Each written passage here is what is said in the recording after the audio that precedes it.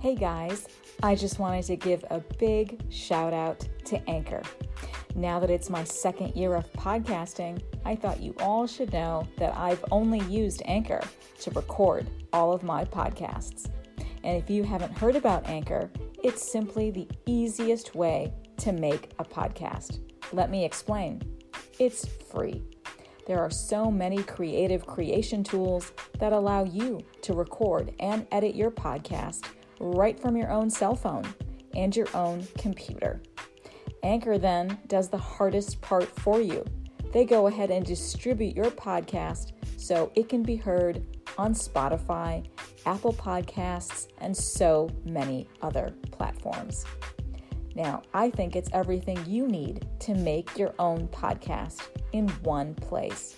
So what are you guys waiting for? Go ahead and download the free Anchor app today and head on over to anchor.fm to get started. Have fun.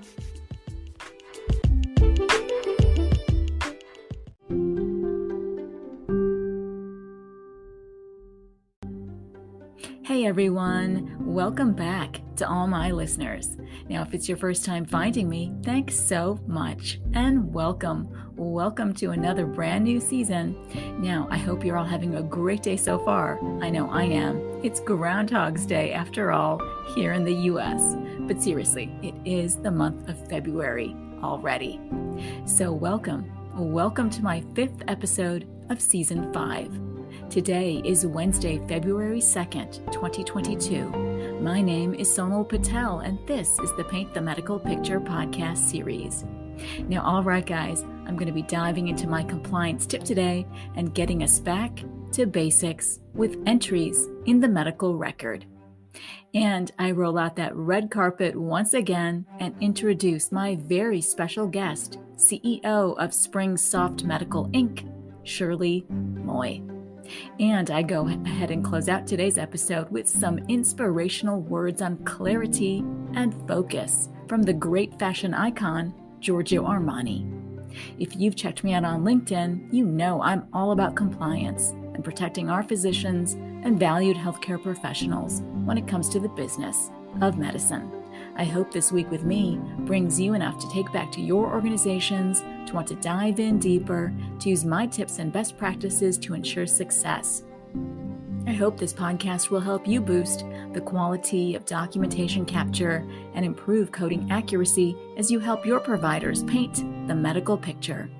If you like what you're hearing, please go ahead and hit that subscribe button now so you don't miss another episode. Please write in a review and kindly drop me a 5-star rating on Apple Podcasts or wherever you listen to my podcast. I'd really love your support. And as always, a friendly disclaimer. Remember, I'm bringing you the news, current healthcare industry news, my compliance tips and recommendations based on my over 10 years of experience in front office, back end, coding, and billing for multi-specialty physicians, compliance, and auditing for both E&M and surgical operative reports. These are my opinions alone and are not to be construed as legal advice. So, let's get into a very special Newsworthy that features my guest today, Shirley Moy. I'm so excited to introduce her to all of you. Now, Shirley launched her systems and processes that have affected thousands of corporate business users. As corporate IT, Shirley provided project leadership for organizations such as Ford Motors and PNC Financials to meet business objectives, and she's led teams to solve problems and achieve project goals.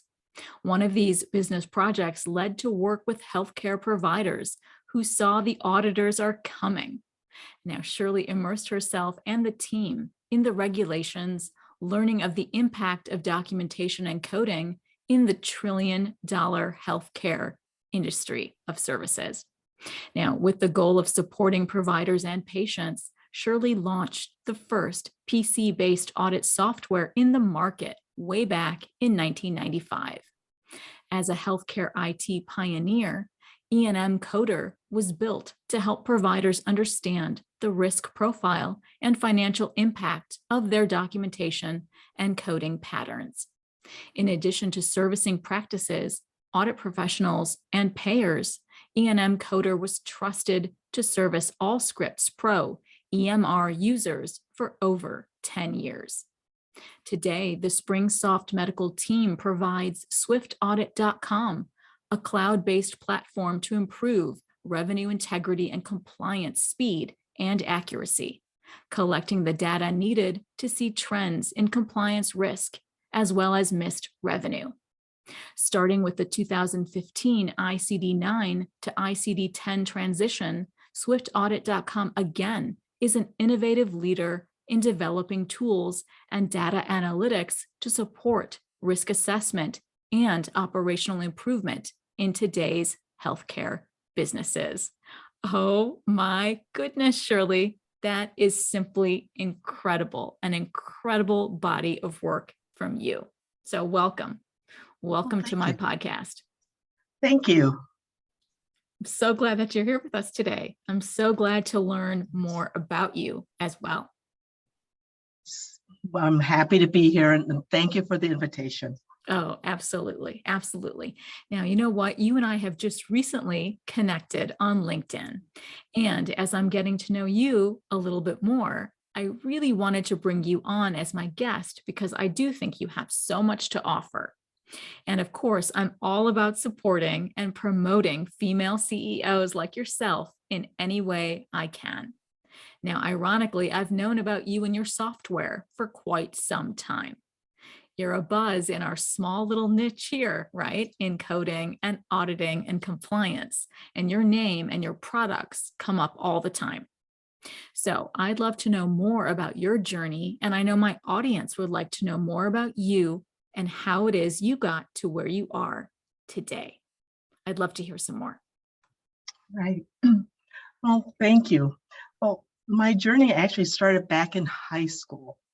I was in computers way back in the day, where computers were much larger than when the devices on our wrist or in our hands these days as cell phones.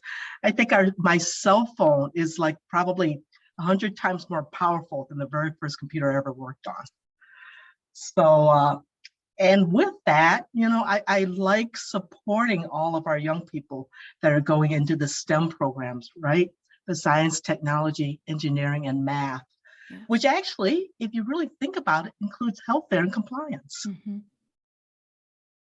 Absolutely. That's incredible. And you're absolutely right. I mean, back in the day, I agree with you. Computers were different, right? Mm-hmm. The technology of today is so modern and so fast paced. So I appreciate people like you who understand all of these particular facts and the simple notion that back in our time of education and schooling, we had computers that were much slower, right? We had technology that was a lot different compared to today's fast speed, and technology is everywhere, right? And it's accessible, like you said, on our wrist. I mean, almost everybody has that iPhone watch thing or whatever, right, that you put on. Right. It's all accessible. You can look at your medical record right now on your wrist. You have access to it. So it's pretty profound. It's actually very amazing because, when we started, as you were really talking about in my bio, we got started because we were working with some ophthalmologists, a very large ophthalmology practice actually in California. And they were telling us the auditors are coming. So we, being business consultants, we thought, okay, we'll just kind of dig into this a little bit. So we actually learned more about healthcare, how a practice runs, by sitting there with every single physician in that practice. So we did our workflow analysis. Then we went back and then did our market analysis, right? And reviewed companies, products, and trends. Now, this is in the early days, of course. And we realized back then, talking about computers, how the payers and Medicare had computers, those large mainframes, which we were very, comfortable with. Right. But the doctors and the doctors' practices had no computers whatsoever. Right. Not barely, back then, DOS PC. That's right. So that's how we got started. We thought, if the payers have computers, the doctors really need them so that they can keep up and make certain that they're paid appropriately. That's actually what kind of got us started. That's an incredible inspiration. I mean, yeah. So you bring up some really good points, right? You're talking about the past and how Medicare and payers had large, computer mainframes, as you call it, back in the day. Well, let's flash forward to today. It's 2022. And you know what? In my experience, in my profession, particularly my expertise on the back end, right, of what providers are hit with on the back end, I don't really see much has changed in the way of the advantages the payer has over our providers, right? Our providers in small, medium, even large offices have not necessarily mainframes, as you call them, right? They're still smaller individual PC, Apple types of computers, right? There's less advantages to those types of systems when it comes to analyzing data, right? I definitely do think that the bigger payers have much more to hold over our providers simply because they have more advantages in their technology. I don't think providers, even to this day in 2022, have all of those same advantages. So you bring up a great point, and that's why people like you, in my opinion, who are so technology centered and you understand the nooks and crannies of all of it, you're incredibly beneficial to our providers, our healthcare systems, et cetera, because of all of the information and knowledge that you possess in IT, in technology. So thank you for what you do and what you can offer to help level the playing field for our healthcare providers. It's great. And that's, excuse me, that's exactly right. Interesting enough, the payers still have those mainframes or mid-range computers. But today, the power of the PC, the power in cloud-based solutions, honestly, the playing field is getting more and more level. The kinds of tools that technology software today, Swift Audit and all of our partner products, we can bring a lot of power now to the practices, to the healthcare system, to help them, with technology tools and to analyze that data, to see the trends, to provide those educational pieces to help the providers. We started with the E&M Coder and now with Swift Audit, honestly, to help the providers. We were told early on by the providers, computers is not what we do. We save patient lives. Right. And we applaud that. As a matter of fact, our interest was because that is their focus. We're all patients, every single one of us. We want our providers to have all the tools. They do actually. The interesting thing is they actually have a lot of technology and tools, but it's in that scalpel. Mm-hmm. It's in that lab. Mm-hmm. It's in the clinical side of the world. Right. And they're very, very much on top of all of that. They go to their conferences, they read the articles and magazines. Most of them know what the most current clinical tool is, But when it comes to the business side, that to make certain that the revenue is there, mm-hmm. and to make certain that they're in compliance, mm-hmm. A little different of a priority, to everyone that is in our industry, coding, mm-hmm. billing, and compliance. We know how critical it is. I think many providers actually do, but it is interesting how to bridge that understanding that the clinical technology is important, but so is the business technology. and investment in both helps them and helps their patients. Well said. Well said. We are the bridge. That's so well said. I mean, they do absolutely have 125% of the clinical tools, right? It's a matter of them partnering with the right people, with who they see could be the right fit for their reimbursement side, for their technology side, right? Their cloud-based platforms, whatever. All of that, well said, Shirley. That's absolutely valid and true. Absolutely. So it's just a matter of having conversations with providers and seeing how your tool at Swift Audit can be of service to our providers, because I do believe technology is the way to perform really good, comprehensive internal auditing, right? Which I see still as lacking in so many of our providers' offices. It's very difficult when you simply have an office manager who is in charge of basically doing everything, right? Oh, yes. There's that one person who has to wear those 15 different hats in the office to provide not only the front desk, but the billing, the coding, the AR at the end of the month, all of it, right? To patient scheduling, everything. So I think it's really well said from you that it's a bridge and it's a matter of investing in the practice, investing in the business side of their practice so they can keep their doors open and continue doing what they love to do, which is obviously servicing patients and making them healthy and well. So I love it. I love it. Beautifully said. Now, you know what?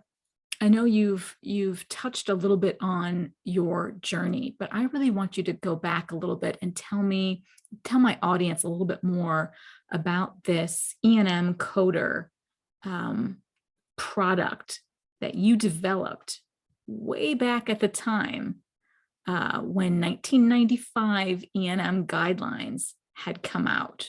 So I'd love for my audience to know more about your tech savvy in that element, because that was a long time ago, and that was you and your company that came up with that E&M coder tool. So go for it. Okay. So it's interesting when we started studying the guidelines, and I still have the original 1994 CPT book. As everyone knows, the E&Ms have been vague since day one. For sure. Yep. But we also saw that the way that the guidelines were built, it was pretty obvious. It was built by other consultants it's basically they were doing various counting and estimating, right? 2 of these, 5 of those, 7 of these, 12 of those, which a computer can do very quickly. And with everyone that's done it with paper, done it with checklists, they can come pretty close, but a computer can certainly integrate that very quickly. And we also knew that those kinds of calculators, so to speak, were going to be needed in the coming EMRs. EMRs were just in the infancy at the time. So, but we knew that the way that the clinical SOAP note, that the E&M guidelines actually were built with that general concept. So we built the E&M coder with that in mind. And we built it so that it could be serviced on a single computer easily. It could be serviced on a hospital server. So we've been in a number of different hospital servers, been on a number of different computers from all different types of Windows levels. It's been an interesting customer support journey when it comes to that. And we built it for easy customer support. And that was our other goal. So, and, as, we were talking with that as a background, when it's been interesting watching as healthcare in particular became more comfortable with cloud-based tools. Business in general are already using cloud-based tools, whether it was, Dropbox, for example, Gmail, very cloud-based, Right. that everyone has been using. But in healthcare, which has a slightly slower adoption method, it took a little bit longer. So we actually waited until 2015, 2016 when we actually built our cloud-based platform, Swift Audit. And E&M Coder is the engine also in Swift Audit. It's been tested and tried since '95. We made certain it was still in there, and it still handles all the E&Ms. But in addition to E&Ms, we can handle all the other coding files, right? The CPTs, the HCPCs, your ICD-9s, your ICD-10 CMs. We have a number of edit tools now incorporated in it, just a number of different features we built into the product because we've been listening to our users for a very long time. So being software developers, we listen to all the subject matter experts, all of our users. That's incredible. That's incredible. So you have your pulse on all of those changes, right? So when you have people try out your software, they can navigate and find any particular HCPCS code that they're looking for that's current today in 2022, or if they happen to be doing a chart review from back in 2017, you have those types of codes already preloaded in there as well. So that's remarkable and user-friendly. And these are things that we all need access to, right? So in addition to our gigantic manuals that we from time to time do have to purchase for our employers or for whoever, for ourselves, it's very good to have a software as well that has these types of codes already loaded into it. Now, have you and your team had a chance to implement any of the new 2021 E&M changes into your software tool for E&M Coder? Absolutely. Those were implemented when they were active in 2021. It was interesting when we built our medical decision-making screen pre-2021, we already saw the trends that were coming.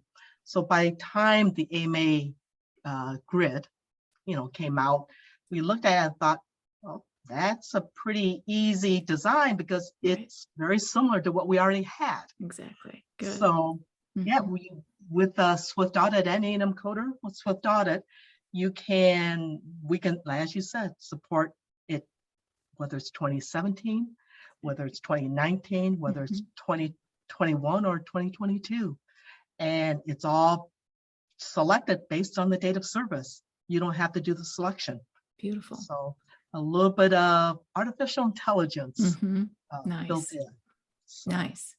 I love it, Shirley. Now, when you look into your crystal ball, do you have any idea of when in the US we're going to be seeing new ICD-11 taking hold of our country? Because we're a little slow compared to the rest of the world.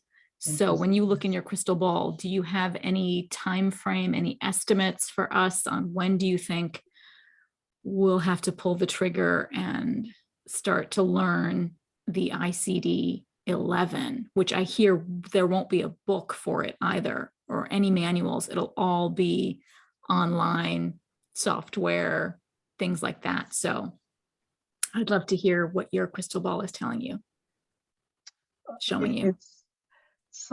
It's interesting for all those that were deep into the ICD-9 to ICD-10 conversion.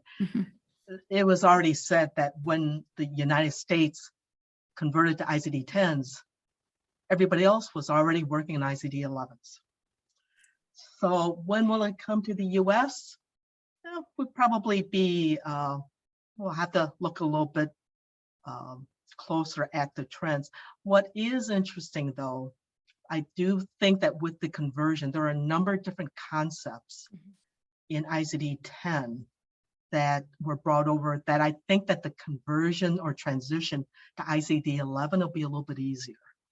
Okay. To your point, there are more and more folks are more used to tools. There are so many different lookup tools out there. Mm-hmm. We know that.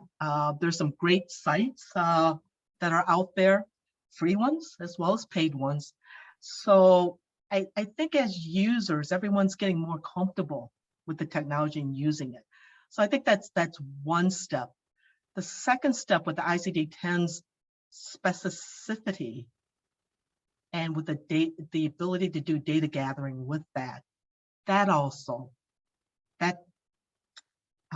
process or structure is also more familiar. So I think the transition to 11 may be more of a software transition, right? Mm-hmm. Educating the providers, definitely. Mm-hmm. But I think that the professions that do coding, billing, and auditing and education will be more comfortable in that transition than they were from 9 to 10. My 2 cents. Excellent. Well, no, I love your 2 cents and I love the positivity there, right? We need to share that with our providers to keep them positive and hopeful that we can get through it together. I'm going to bet this is going to happen in like 2027. That's my estimate, just throwing out a number. Hopefully we have 5 years to get it together. All right. Okay, Shirley, let me move on to my next question. Now, you know, I'm all about working smarter for coding compliance and affecting change in this particular space of healthcare. But I want to hear your voice.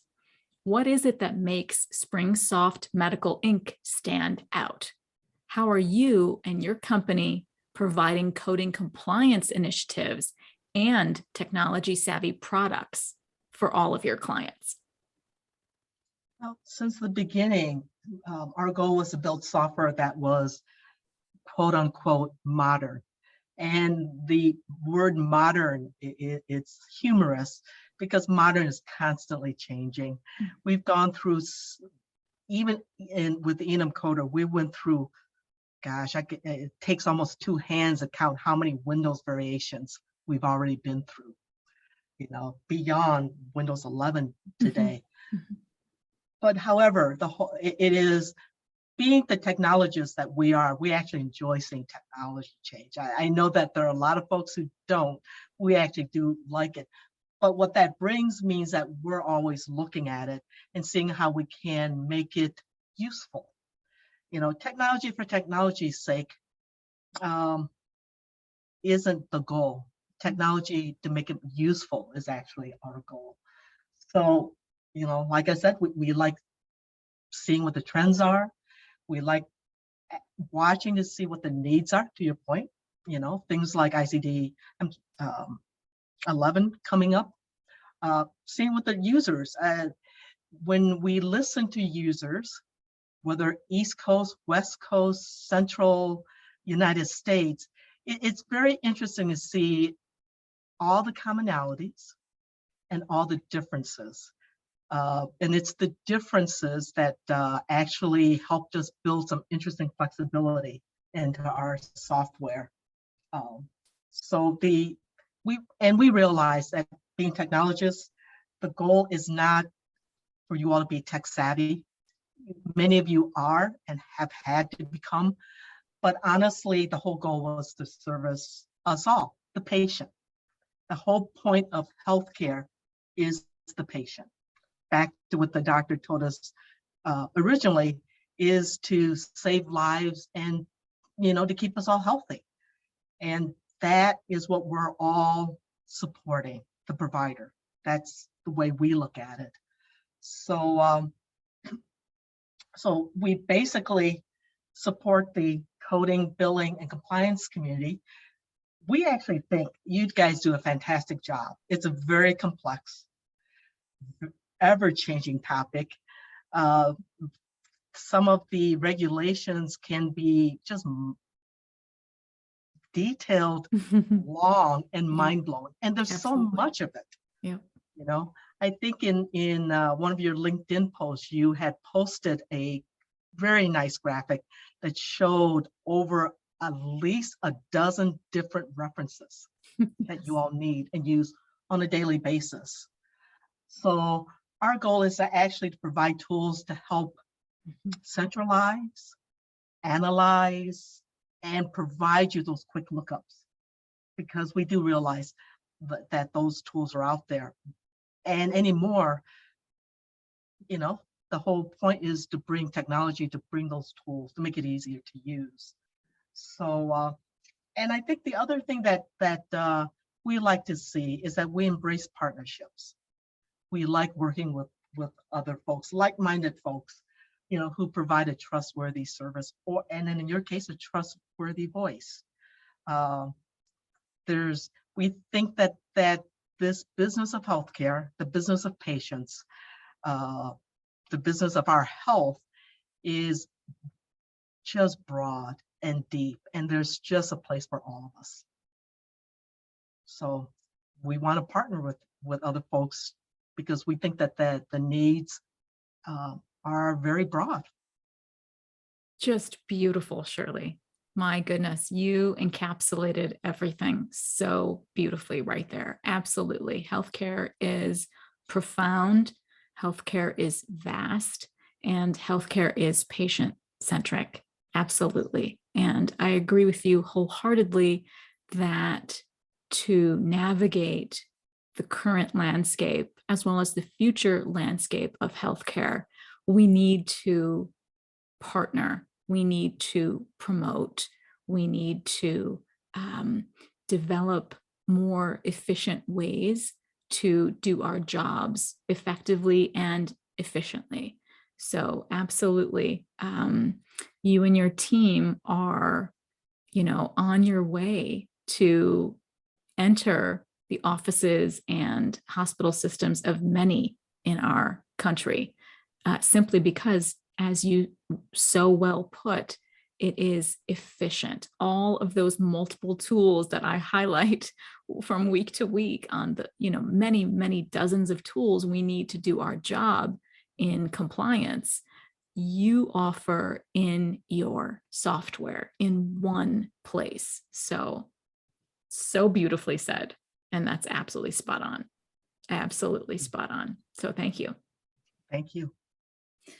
Now, all right. Why don't I move on to my last question for you, Shirley? You know what? As I said earlier, and I'm going to say it again, you were the trailblazing pioneer in developing your E&M auditing tool way, way back in the day for 95 guidelines and 97 guidelines. I'm still in awe of the fact that you did that, right? So with so much innovation and so much inspiration that you already have, right? What are you planning on creating next? What am I going to see you doing in the next 5 years? Well, it's I want to touch on an interesting topic I've been noticing in the various social media, you know, whether it's LinkedIn or Facebook. So one of the questions that seems to be popping up is, with computers and artificial intelligence, or AI, you know, will they replace, you know, the coders and billers and the auditors? Computers, artificial intelligence is certainly going to change the landscape and change jobs and change responsibilities. But will it ever get rid of the human being? It's going to be probably outside of our lifetime for that to even be a consideration. Because again, when it really comes down to it, what interested us in healthcare was the fact that every single patient is different. Every single health situation, a lot of commonalities, right? But there's differences.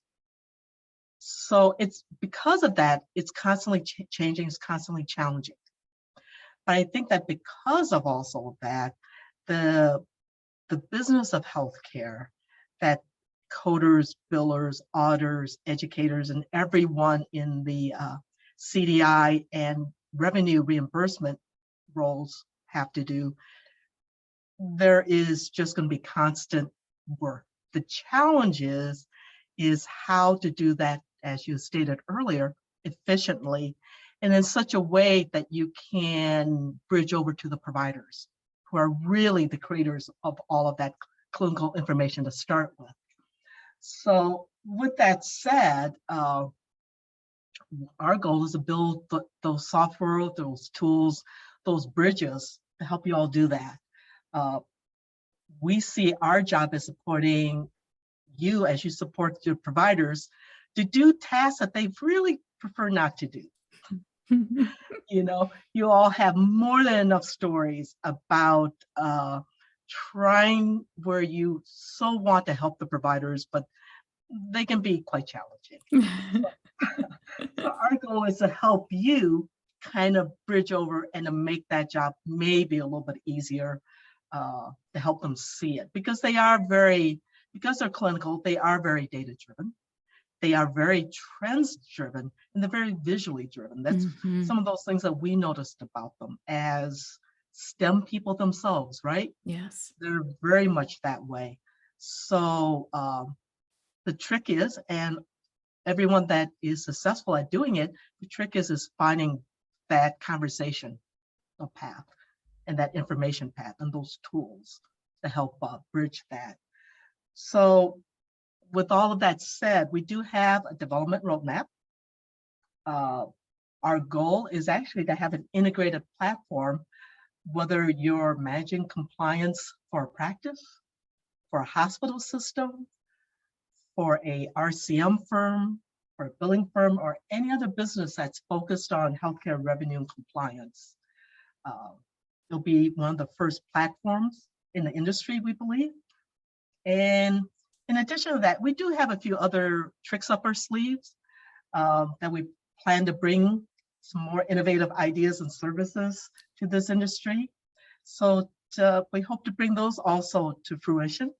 And to see these things, I just invite you and your audience to try our products and services and to connect with us.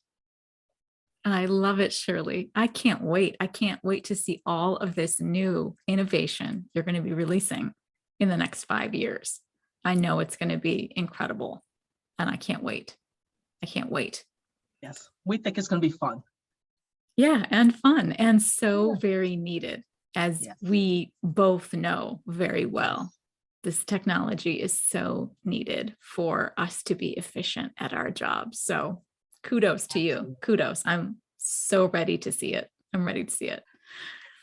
All right, Shirley. Now, you know what? Not all my listeners know where to find you. So if you wouldn't mind, could I put some places where they could find you in my show notes? Can I say you can be found on your website or LinkedIn or Swift Audit, places like that? Oh, absolutely. Please do. They can find me, like you said, on LinkedIn, swiftaudit.com. And we're refreshing our website this quarter for springsoftmedical.com, which is the company. So please do. And we'll keep you informed as we update those various links and contact points. Excellent, Shirley. Thank you so much for being with me today on my podcast. Is there anything else we forgot to mention in today's conversation that you'd like to leave my audience with? I think this has been really an enjoyable conversation. Thank you for the invitation, and thank you for being a great host. Thank you. Thank you. And now it's time for my best practice tips in Trusty Tip. So in today's new Back to Basics compliance tip, I wanted to focus on entries in the medical record. I hope you know by now, I always try my very best to provide you all with best tips and tools for our providers to paint a vibrant medical picture.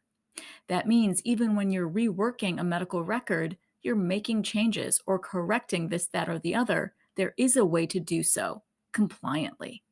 So I wanted to let you all know to keep close watch on your MAC's websites. your Medicare administrative contractors, because they will very often have so many offerings of education, phone call sessions, and so much more. Now, in my opinion, Palmetto GBA has always served up really great information on their website. Take, for example, what they just published on January 25th, 2022. It states, quote, entries in medical records, amendments, corrections, and addenda. Entering information into patients' medical records in a timely manner is important for many reasons.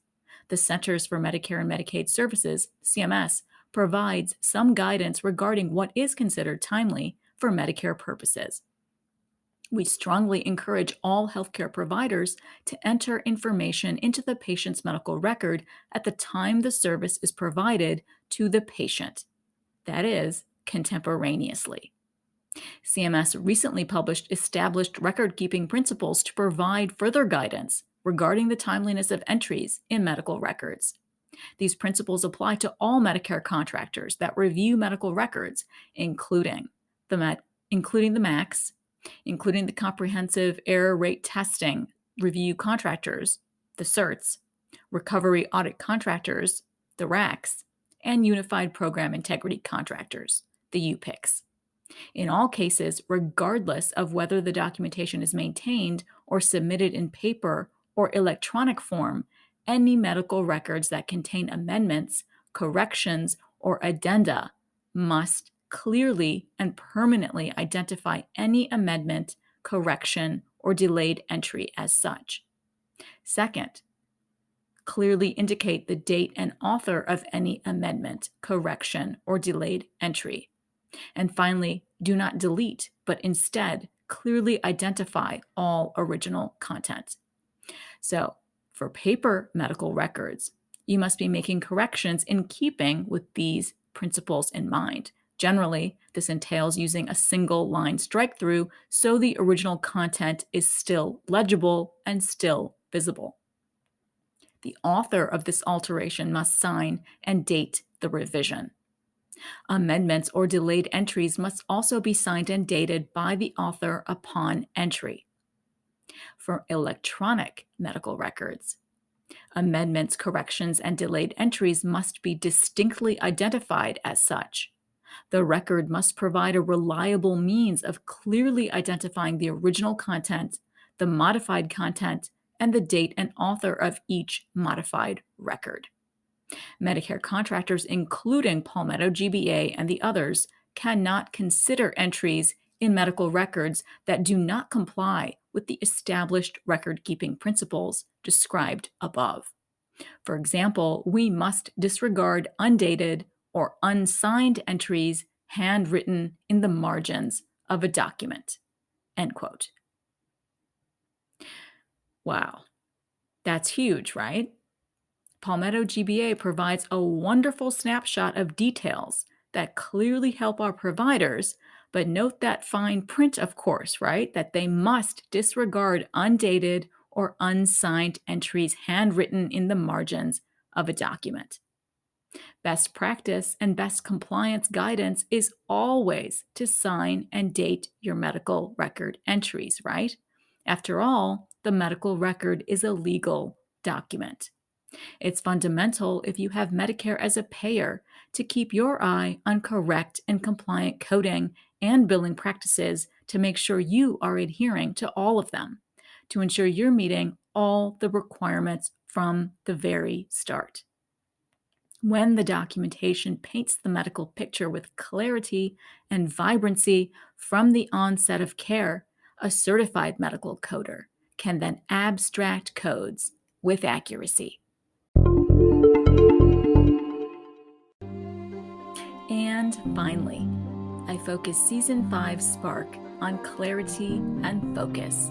I want this 5th season Spark to be filled with the world's thought leaders, writers, artists, philosophers, everyone who inspires the need for clarity and focus in all that we do. So, in this week's inspiring quote in Spark is from the great Italian fashion designer Giorgio Armani. To create something exceptional, your mindset must be relentlessly focused on the smallest detail.